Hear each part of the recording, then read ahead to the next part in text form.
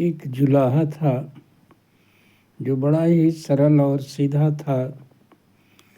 पढ़ा लिखा नहीं था, पर सेवा भक्ति उसमें कुट कुट करके भरी हुई थी।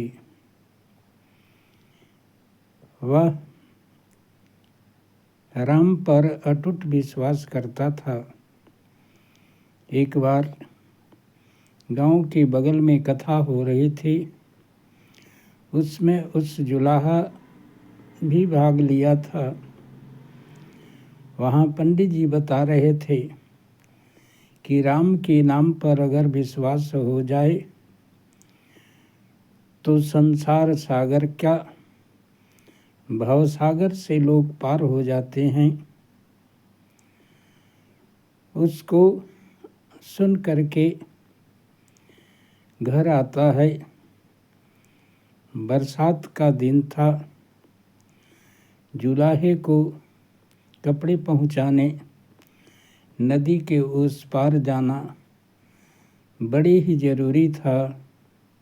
बरसात का दिन, नदी में बाढ़ आई हुई थी।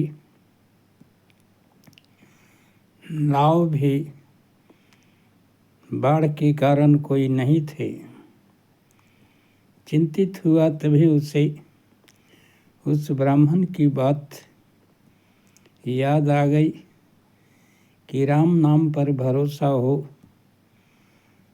तो संसार क्या भवसागर से भी पार हुआ जा सकता है। इस प्रकार से भगवान के नाम का भरोसा करके आँख मुंद करके ज्यों ही जय श्री राम कह के नदी में पैर रखा, मानो चमत्कार हो गया। जैसे वह पानी नहीं समतल जमीन हो और आसानी से नदी के उस पार चला गया। संयोग से वह कथावाचक वहीं उस पार स्नान कर रहे थे।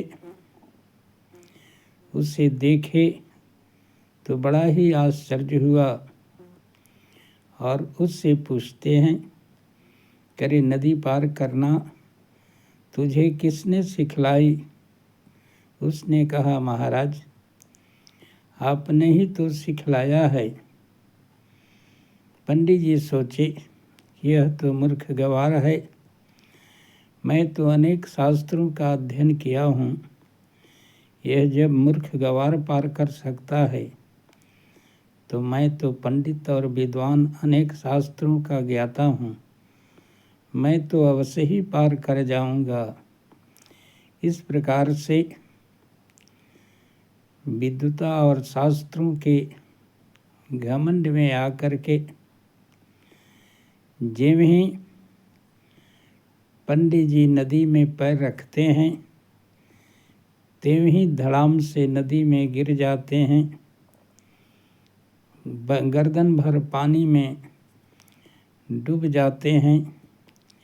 अगल बगल के लोग उन्हें तैर करके बचाते हैं और तब जो है उनकी जान बचती है। इसलिए कहा गया है कि जानकारी लेना और उस जानकारी को जीवन में अमल करना, दोनों में आसमान जमीन का अंतर है।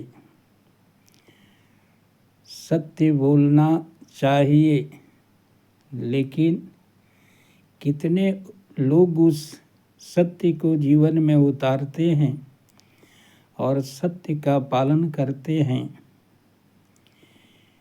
चारों वेद कंठस्थ हो लेकिन काम न किया जाए तो वह जानकारी बेकार जाता है।